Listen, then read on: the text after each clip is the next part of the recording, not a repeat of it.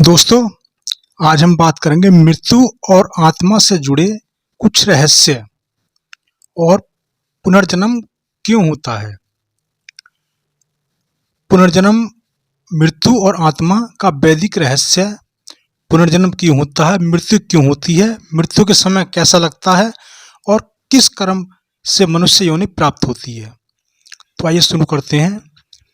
पुनर्जन्म एक भारतीय सिद्धांत है जिसमें जीवात्मा के जन्म और मृत्यु के बाद पुनर्जन्म की मान्यता को स्थापित किया गया है।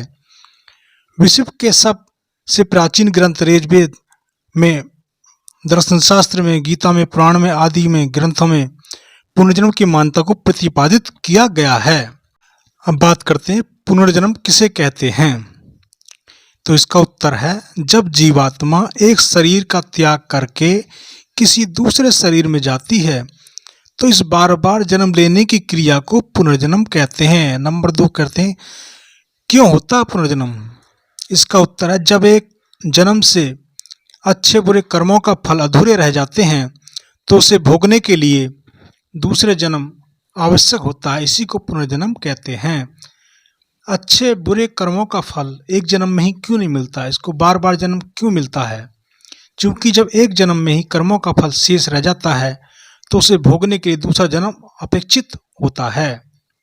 पुनर्जन्म को कैसे समझा जा सकता है, इसका जवाब है, पुनर्जन्म को समझने के लिए जीवन और मृत्यु को समझना आवश्यक है। जीवन और मृत्यु को समझने के लिए शरीर को समझना आवश्यक है।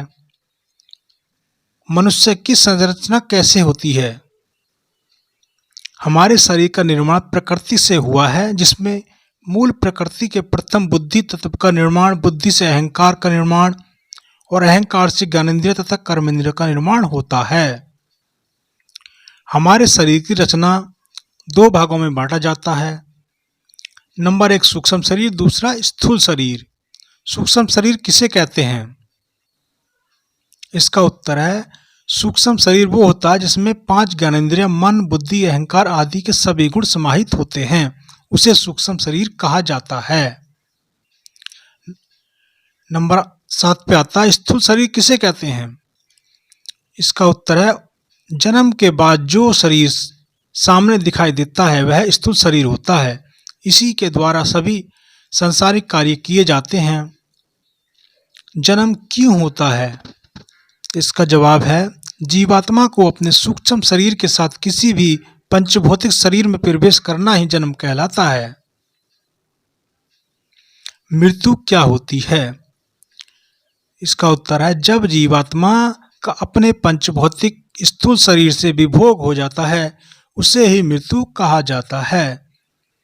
परंतु मृत्यु केवल स्थूल शरीर की होती है, सूक्ष्म शरीर की नहीं होती। इसलिए सूक्ष्म शरीर भी छूट गया तो मोक्ष कहलाता है। जीवात्मा जब अपने पंचभौतिक स्थूल शरीर को वियोग हो जाती है तो उसे मृत्यु कहा जाता है। इसलिए सूक्ष्म शरीर से छूट जाना ही मृत्यु कहलाता है। मृत्यु क्यों होती है, जैसे कि एक वस्तु का निरंतर प्रयोग करते रहने से उस वस्तु का सामर्थ्य घट जाता है, उस तरह वस्तु का आवश्यक हो जाता है। ठीक वैसे ही एक शरीर का सामर्थ्य भी घट जाता है और इंद्रियां निर्बल हो जाती हैं, जिस कारण से शरीर को बदलने की क्रिया को मृत्यु कहा जाता है। मृत्यु न होती तो क्या होता। मृत्यु न होती तो बहुत सारी परिस्थितियां उत्पन्न हो जाती जिससे इस संसार को चलाना बड़ा ही मुश्किल हो जाता और पृथ्वी पर जनसंख्या बहुत अधिक बढ़ जाती, जिससे पृथ्वी पर पैर रखने की भी जगह नहीं रहती। क्या मूर्ति का होना बुरी बात है या मूर्ति होनी जरूरी है। उत्तर है इसका, मृत्यु होना कोई बुरी बात नहीं है, यह एक स्वाभाविक प्रतिक्रिया है। शरीर परिवर्तन का नाम ही मृत्यु है। यदि मृत्यु नहीं होती तो क्या होता। हर लोगों की इच्छा होती है कि मृत्यु जल्दी न हो, क्योंकि उनको मृत्यु से वैज्ञानिक स्वरूप की जानकारी नहीं है, इसलिए लोग मृत्यु से डरते हैं। हर इंसान मृत्यु से डरता है। वे अज्ञानतावश समझते कि मृत्यु के समय बहुत कष्ट होता होगा, परंतु उन्हें वेद, उपनिषदों या दार्शनिक के को पढ़ा नहीं, इसलिए वो अंधकार में पड़े रहते हैं और मृत्यु से पहले होने वाले चीज़ों से डरते हैं। मृत्यु के समय कैसा महसूस करती है आत्मा। जब आप सोने के लिए बिस्तर पर जाते हैं उस समय किस प्रकार नींद में चले जाते हैं, वैसे ही ठीक मृत्यु की अवस्था में होता है। इसके बाद कुछ अनुभव नहीं होता है।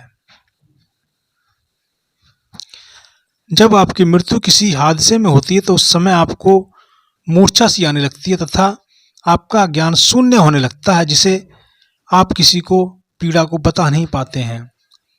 यदि ईश्वर की कृपा है तो मृत्यु समय मनुष्य का ज्ञान शून्य होने लगता है और उसे अचेत अवस्था में जाने लगता है। जब आप वैदिक ग्रंथ जैसे गीता, उपनिषद, दार्शनिक आदि का गंभीरता से अध्ययन करेंगे और उनके अंदर जीवन, मृत्यु, शरीर आदि विज्ञान को जानेंगे तो आपके अंदर मृत्यु के प्रति भय मिटता चला जाएगा और आप निडर बन जाएंगे। ज्ञान होने पर आपके अंदर मृत्यु का भय खत्म हो जाएगा। किन कारणों के कारण हमें पुनर्जन्म मिलता है?